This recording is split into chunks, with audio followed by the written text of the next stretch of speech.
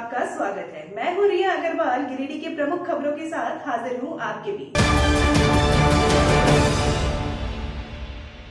गिरिडीह विधायक सुदिव्य कुमार सोनू को झारखंड मुक्ति मोर्चा कोटे से मंत्री बनाया गया है। सोनू को नगर विकास मंत्रालय के अलावा उच्च शिक्षा एवं तकनीकी और पर्यटन एवं खेलकूद मंत्रालय दिया गया है। मंत्री पद ग्रहण करने के बाद सुदिव्य कुमार सोनू पहली बार गिरिडीह पहुंचे। इस दौरान झामुमो के कार्यकर्ताओं के द्वारा जगह जगह पर जोरदार स्वागत किया गया। स्वागत में जहां एक और उत्साहित कार्यकर्ताओं के द्वारा पटाखे फोड़े जा रहे थे, वहीं दूसरी ओर मिठाई एक दूसरे को खिलाकर और मंत्री जी को गुलदस्ता व माला पहनाकर स्वागत किया गया। इस दौरान मंत्री सुदिव्य कुमार सोनू ने कहा, अब गिरिडीह के साथ पूरे राज्य का चौमुखी विकास होगा और आने वाले समय में सांप्रदायिक ताकतों का राज्य से सफाया होगा।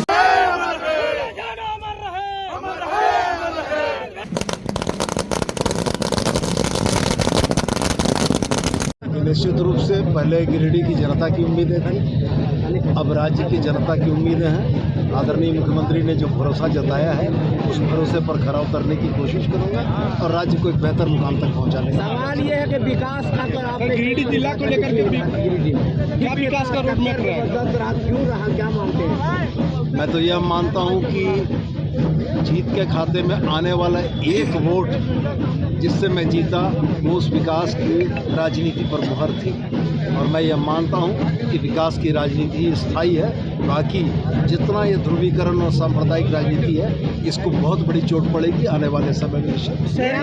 मिलेगा गिरिडीह में नया कुछ देखने को मिलेगा। निश्चित रूप से विधायक के तौर पर गिरिडीह विधानसभा के लिए कुछ बेहतर करने की कोशिश की है। अब मंत्री के तौर पर झारखंड और गिरिडीह दोनों के लिए। अवैध माइका कारोबार के खिलाफ गिरिडीह के district forest officer Manish Kumar Tiwari ने शनिवार को बड़ी कार्रवाई की है। डीएफओ ने गिरिडीह जिले के तीसरी प्रखंड अंतर्गत बरवाड़ी में अवैध रूप से संचालित माइका गोदाम में छापेमारी किया। इस दौरान गोदाम में भंडारण किए गए भारी मात्रा में कीमती माइका जब्त किए गए। बताया गया कि गुप्त सूचना के आधार पर डीएफओ मनीष कुमार अचानक तीसरी आ धमके, जिसके बाद उन्होंने वन विभाग की टीम और तीसरी पुलिस के साथ बरवाड़ी में संचालित अवैध माइका गोदाम में छापेमारी की, जिसके बाद जब्त माइका को ट्रैक्टरों में लोड कर बिट कार्यालय गांवा ले जाया गया। साथ ही उक्त गोदाम को सील करने की भी बात कही। जब्त माइका की कीमत लाखों में बताया जा रहा है। डीएफओ ने कहा कि अवैध माइका कारोबार किसी भी कीमत पर चलने नहीं दिया जाएगा। कार्रवाई में रेंजर अनिल कुमार, थाना प्रभारी रंजय कुमार, प्रभारी वनपाल राजेंद्र कुमार, अभिमित राय, उप परिसर पदाधिकारी रंजीत प्रभाकर, रवीश कुमार, शशि कुमार, अक्षय कुमार सिन्हा, गौतम कुमार दास, सुरेश महतो, संजय टुडू समेत पुलिस के जवान मौजूद थे। जैसा कि आपके कैमरा में ये कैद हो रहा है, ये भिन्न भिन्न तरह के माइका हैं, जिसके शेप साइज़ अलग हैं और क्वालिटीज़ उसके उसी तरह से अलग हैं। कहीं पे आप देख रहे होंगे कि डस्ट माइका है, कहीं पे जो फ्लैक्स हैं उस टाइप के हैं और कहीं काफ़ी बड़े बड़े भी माइका हैं और उच्च कोटि के माइका हैं। तो इस तरह के यहाँ पर बड़ी भारी मात्रा में करीब मुझे जो अंदाज़ा लग रहा है कि 25 से 30 ट्रैक्टर जो हैं माइका यहाँ पे मौजूद हैं। ये लीगल, पूरी तरह से लीगल गोदाम है, क्योंकि साहिबगंज में ये गिरिडीह में कहीं पर भी लीगल गोदाम का कहीं कोई स्थान नहीं है और ये सभी इस तरह से किए गए हैं। जहाँ तक ये इसकी लीगैलिटी है, उतनी ही इस पे मानवता की भी चीज़ें हैं। जहाँ पे आपको कई बार सुनने में आता है कि माइका चुनने के दौरान कुछ अप्रिय घटनाएं हो गई हैं, तो इन्हीं सब परिप्रेक्ष्य में हम लोग ये आज रीड कर रहे हैं और इस पे बाकी जो है इन्वेस्टिगेशन के बाद ही जानकारियाँ प्राप्त हो पाएंगी।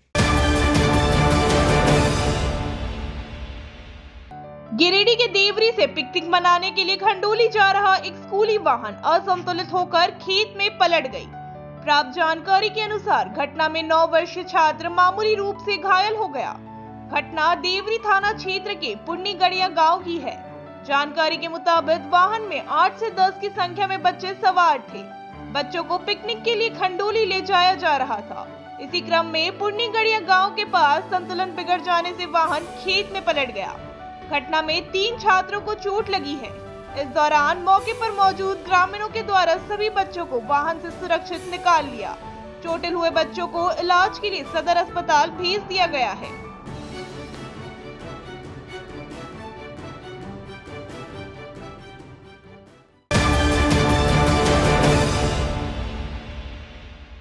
गांवा प्रखंड के ग्राम पंचायत खोटम न्याय में आज दिन शनिवार को खलिहान में रखे हुए धान में अचानक आग लग जाने से लाखों की कीमत की धान जलकर बर्बाद हो गया। भुक्तभोगी सेरवा पंचायत के निवासी उमेश यादव ने बताया कि हम अपने खेत में धान लाने गए थे। इसी क्रम में पता चला कि खलिहान में आग लग गई है। जब तक हम आए तब तक आग पर काबू पा लिया था। पानी का व्यवस्था किए तब तक लाखों का धान जल चुका था और काफी मशक्कत के बाद आग पर काबू पाया गया। मौके पर गांवा 20 सूत्री अध्यक्ष अजय सिंह पहुंचे और खलिहान का जायजा लिया। उन्होंने दूरभाष के माध्यम से गांवा सीओ अविनाश रंजन से संपर्क कर उन्होंने कहा कि आपदा प्रबंधन से संबंधित राशि विभाग द्वारा भुक्तभोगी किसान के खलिहान की जांच कर किसान को आपदा प्रबंधन विभाग द्वारा मुआवजा देने का कार्य की बात कही। इस संबंध में जब उमेश यादव से पूछा गया तो उन्होंने बताया कि हमें नहीं पता कि आग कैसे लगी है। कोटमंडा पेट्रोल पंप के पीछे यहाँ एक हमारे सिरुआ का बड़े भाई उमेश यादव जी उप मुखिया जो है उनका खलिहान है। हमने प्रखंड में भी थे, वहाँ सुने कि इनका खलिहान में आग लग गया है।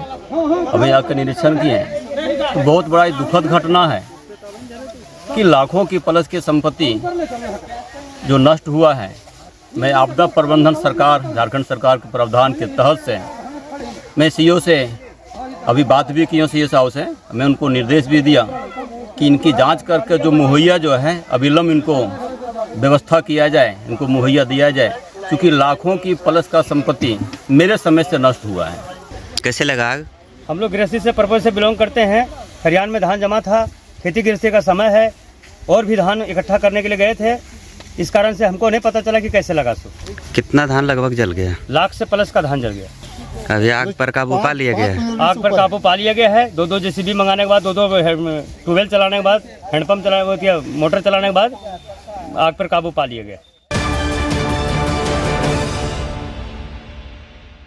डीसी ऑफिस सभागार में शनिवार को उपायुक्त नमन प्रियेश लकड़ा की अध्यक्षता में मैया सम्मान योजना को लेकर समीक्षा बैठक की गई। बैठक में मुख्य रूप से उप विकास आयुक्त, जिला समाज कल्याण पदाधिकारी, सहायक निदेशक सामाजिक सुरक्षा, संबंधित प्रखंड के प्रखंड विकास पदाधिकारी, अंचलाधिकारी, सभी बाल विकास परियोजना पदाधिकारी, सेविका, सहायिका समेत अन्य संबंधित अधिकारी उपस्थित थे। बैठक में उपायुक्त ने संबंधित अधिकारियों से झारखंड मुख्यमंत्री मैया सम्मान योजना की अद्यतन प्रगति की जानकारी प्राप्त की तथा जरूरी दिशा निर्देश दिए। इस दौरान उपायुक्त ने स्वीकृति हेतु लंबित आवेदनों के निष्पादन को लेकर उचित निर्देश दिए। साथ ही प्रखंड स्तर पर बैठक आयोजित पर पोर्टल पर ऑनलाइन किए गए आवेदनों का हार्ड कॉपी प्राप्त करना सुनिश्चित करने को कहा। तत्पश्चात आवेदन पत्रों को नियमानुसार जांच सत्यापित करते हुए 1 सप्ताह के अंदर योग्य लाभुकों को ऑनलाइन स्वीकृति प्रदान करेंगे।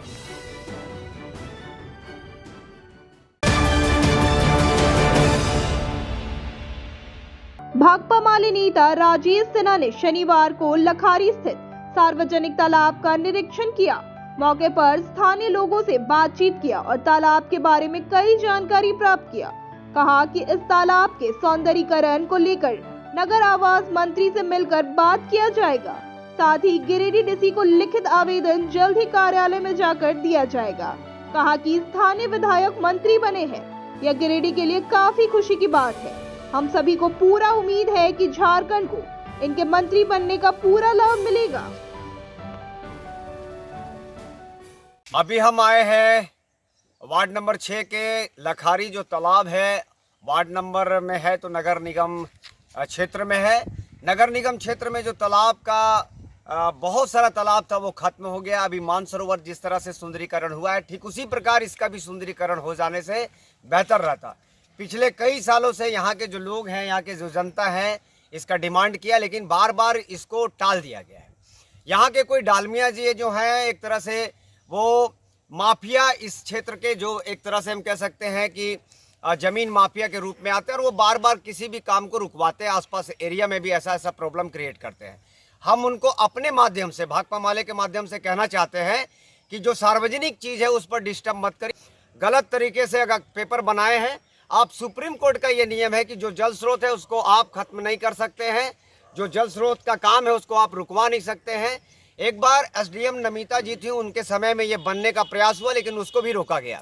इसको तत्काल तुरंत सुधार करना चाहिए और नहीं तो फिर उस प्रकार से हम लोग आंदोलन के रूप में जाएंगे। लखारी तालाब जो है ये बहुत पुराना तालाब है और यहाँ की जनता ने और हम लोगों ने मिल के इस तालाब को बचाने का अथक प्रयास किया है और मोहल्ला वासी भी इस तालाब को बचाने और सौंदर्यीकरण के लिए पुरजोर प्रयास कर रहे हैं वर्षों से, लेकिन कई 4-5 वर्ष हो गए हैं। इसका जो है अमृत योजना के तहत काम भी होना था, कुछ 22 या 25 लाख जो भी होगा, टेंडर वगैरह भी हो गया था, पूरा जिला प्रशासन ने बोर्ड भी लगाया था, तो बोर्ड भी कोई कबाड़ के फेंक दिया और अतिक्रमण हो रहा है।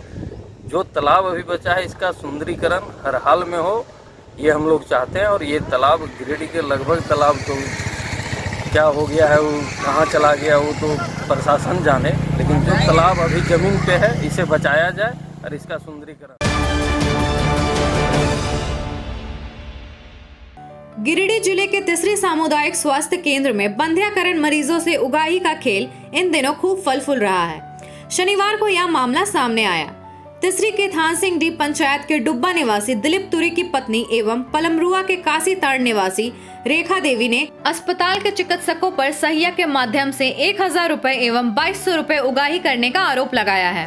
हैरत की बात तो यह है कि उक्त मामले में जहां सहिया ने बंध्याकरण के लिए महिलाओं के परिजनों से पैसे लेकर अस्पताल के चिकित्सक को देने की बात को स्वीकार भी कर लिया, बावजूद अस्पताल के प्रभारी चिकित्सा पदाधिकारी डॉक्टर देवेंद्र कुमार इसे गंभीरता से लेकर कर्मियों के खिलाफ कार्रवाई करने की जगह इसे नजरअंदाज करते हुए सारे आरोपों को खुद से बेबुनियाद बताया।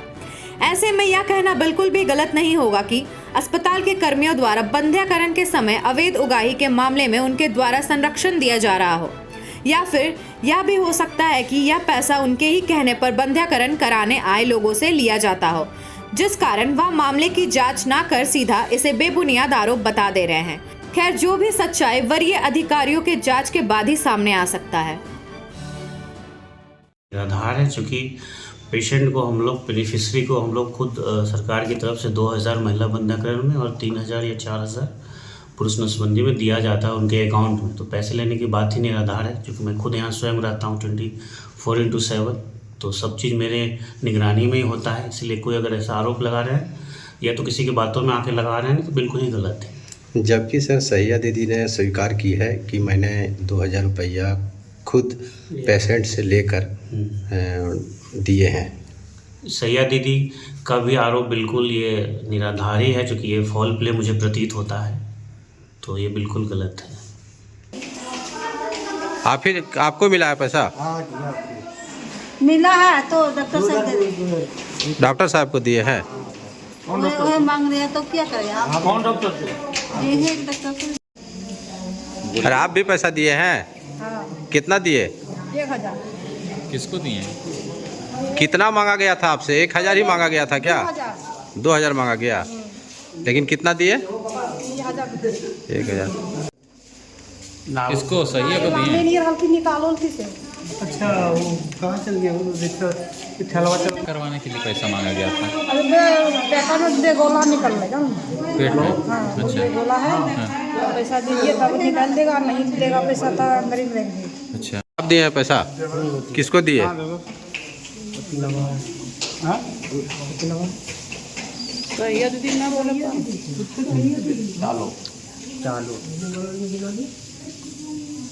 कितना पैसा दिए?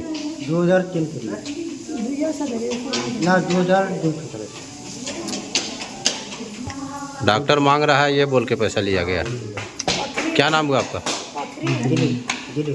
अभी हॉस्पिटल तीसरी स्वास्थ्य में ये सूचना मिला था कि एक पेशेंट को 2000 और 1500 की राशि उगाही की जा रही थी। इसके लिए हम यहाँ हॉस्पिटल में पहुँचे हैं, लेकिन सैयद दीदी के द्वारा जो बताया जा रहा था कि किसी को हम डॉक्टर को दिए हैं, लेकिन ये अभी तक ही नहीं हुआ। और हम जो हॉस्पिटल के प्रभारी हैं उनसे हम ये मांग करते हैं कि इसकी जांच हो और जांच के उपरांत उस पर उचित कार्रवाई, कानूनी कार्रवाई करें।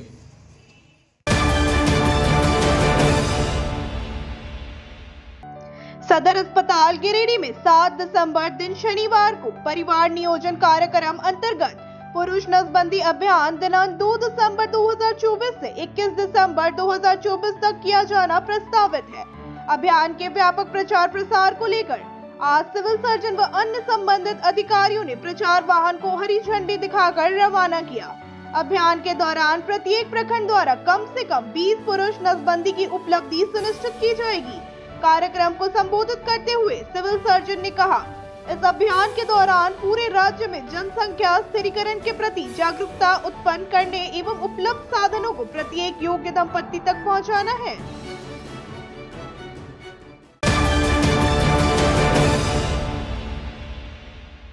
हरिचक स्थित भाजपा कार्यालय में शनिवार को गांडे विधानसभा का आभार बैठक हुआ, जिसमें मुख्य रूप से गांडे विधानसभा चुनाव में भाजपा प्रत्याशी रही मुनिया देवी, प्रदेश मंत्री दिलीप वर्मा, विधानसभा प्रभारी अर्जुन सिंह, विधानसभा विस्तारक आशीष, सभी मंडल अध्यक्ष, चुनाव संचालन समिति सदस्य, पंचायत प्रभारी, पंचायत संयोजक और सह संयोजक शामिल हुए। बैठक में सर्वप्रथम प्रत्याशी मुनिया देवी ने उपस्थित नेता कार्यकर्ताओं के साथ साथ पूरे विधानसभा के देवतुल्य जनता जनार्दन को 1 लाख से ऊपर मत देने हेतु एवं निष्ठापूर्वक पार्टी का कार्य करने के लिए हृदय से आभार प्रकट की। साथ ही कहा कि आप सभी लोगों को हताश होने की आवश्यकता नहीं है। जनता ने हम सबको विपक्ष की भूमिका दिया है। हम सब अपनी भूमिका पूरी ईमानदारी एवं निष्ठापूर्वक निभाएंगे। अन्य ने कहा कि जीत के कगार पर पार्टी को हार मिली है, इससे घबराना नहीं है। हम सभी को सामूहिक संघर्ष जारी रहेगा। बैठक में मुख्य रूप से जिला उपाध्यक्ष अरुण हाजरा, जिला कार्य समिति सदस्य सुरेश प्रसाद मंडल, महेश राम, रंजीत मरांडी, एंथोनी स्वामी, राम रतन राम, पूर्व मंडल अध्यक्ष महेंद्र वर्मा सहित कई प्रमुख कार्यकर्तागण उपस्थित हुए।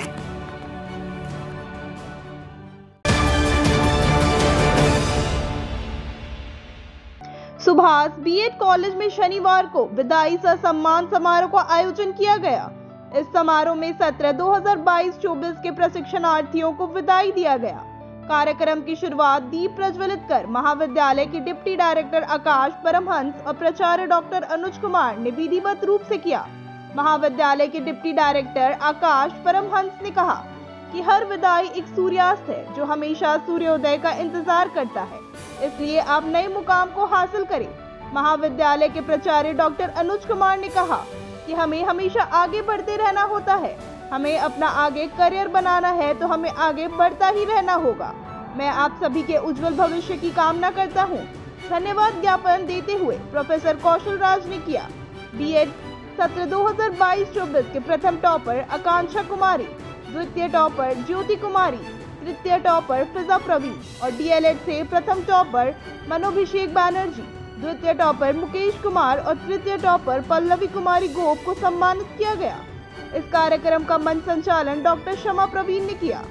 कार्यक्रम को सफल बनाने में डॉक्टर ओम प्रकाश राय, राष्ट्र सेवा योजना प्रभारी डॉक्टर संजीव कुमार सिंह, परीक्षा नियंत्रक professor Rajkishore Prasad, professor Dharmendra Mandal, professor Soma Chaudhary, professor Poras Kumar, professor Brijmohan Kumar, Rajesh, Minkal, Pooja, Uday और बीएड एवं डीएलएड के सभी प्रशिक्षणार्थी का अहम योगदान रहा। आज सुभाष शिक्षक प्रशिक्षण महाविद्यालय के द्वारा बीएड डीएलएड 22-24 के प्रशिक्षुओं का विदाई समारोह सह सम्मान कार्यक्रम का आयोजन किया जा रहा है।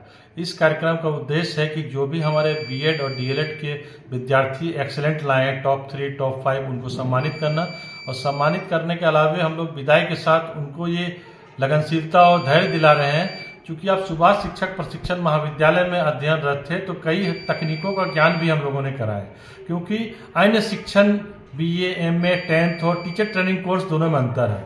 हम लोग ये प्रयास कर रहे हैं कि जहाँ भी जाए वो भारत के अन्य हिस्सों में आदर्श शिक्षक के रूप में अपने को स्थापित करे और न सिर्फ आदर्श शिक्षक के रूप में स्थापित करे, कई महत्वपूर्ण शिक्षण कौशलों का भी उपयोग करके भारत को पुनः विश्व गुरु में स्थापित करने का प्रयास करे। गांवा प्रखंड अंतर्गत गांवा सामुदायिक स्वास्थ्य केंद्र गांवा में प्लस पोलियो उन्मूलन अभियान के तहत 8 दिसंबर से 10 दिसंबर तक सभी गांव, सभी क्षेत्रों में प्लस पोलियो अभियान 0 से 5 साल तक सभी बच्चों को प्लस पोलियो की 2 बूंद दिया जाएगा, जिसके तहत आज शनिवार को प्रचार अभियान के तहत सभी गांव, सभी क्षेत्रों में जाकर प्रचार अभियान चलाया गया, जिसमें 0 से 5 वर्ष तक सभी बच्चों को प्लस पोलियो की 2 खुराक के लिए अपने नजदीकी आंगनबाड़ी केंद्र पहुंचने का आग्रह किया गया। इसलिए पोलियो की 2 बूंद हर बार, इसलिए पोलियो की 2 बूंद हर बार, पोलियो पर जीत रहे बरकरार, इसलिए पोलियो पोलियो की 2 बूंद हर बार, इसलिए पोलियो की 2 बूंद हर बार।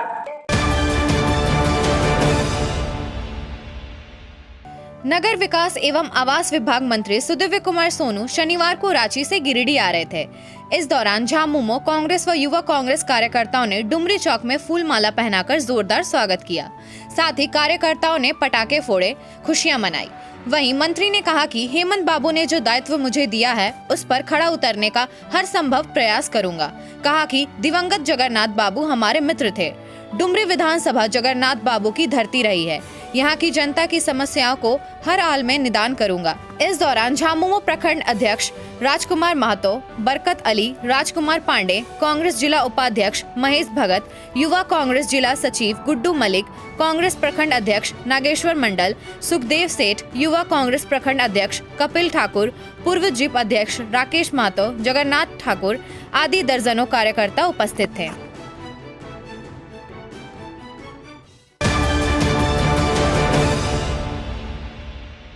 जमुआ अंचल क्षेत्र के गैर मंजूरवा जमीन पर जबरन भूमि माफियाओं के द्वारा निर्माण कार्य कराए जाने का मामला प्रकाश में आया है। इसको लेकर शनिवार को नायकडी धुरेता पंचायत के ग्रामीण ने प्रखंड मुख्यालय जमुआ में धरना दिया। इस मौके पर अंचलाधिकारी जमुआ को ग्रामीणों ने आवेदन दिया है। आवेदन में ग्रामीणों ने कहा कि नायकडी मोजा के खाता संख्या 16 प्लॉट संख्या 527 गैर मंजूरवा प्रति कदीम किस्म जमीन शिव फिलिंग पेट्रोल पंप से राय इंटरप्राइजेस दुकान तक भूमि माफियाओं द्वारा अवैध कब्जा एवं निर्माण कार्य किया जा रहा है। ग्रामीणों ने अंचलाधिकारी से जांच पड़ताल कर उचित कार्रवाई की मांग की है। कहा कि उचित कार्रवाई नहीं होने पर अनिश्चितकालीन धरना जारी रहेगा। इसकी अगुवाई जीत सदस्य सह भाकपा माले नेता विजय पांडे कर रहे थे।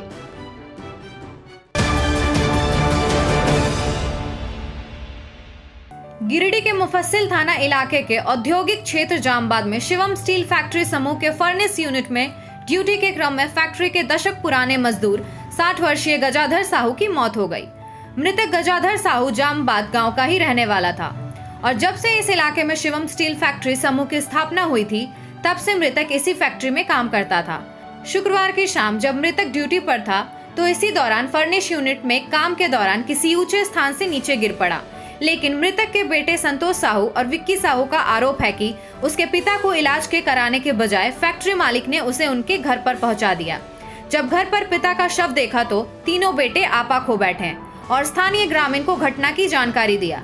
फिर क्या था, ग्रामीण की भीड़ फैक्ट्री के बाहर जुट गई और परिजनों को मुआवजा देने की मांग पर फैक्ट्री गेट के बाहर धरना पर बैठ गए और मुफस्सिल थाना के एसआई सुबोध दास समेत पुलिस जवानों की टीम सुरक्षा को लेकर तैनात रही। बताया जा रहा है कि 10,50,000 चेक और 50,000 नगद श्राद्ध के लिए समझौता हो गया।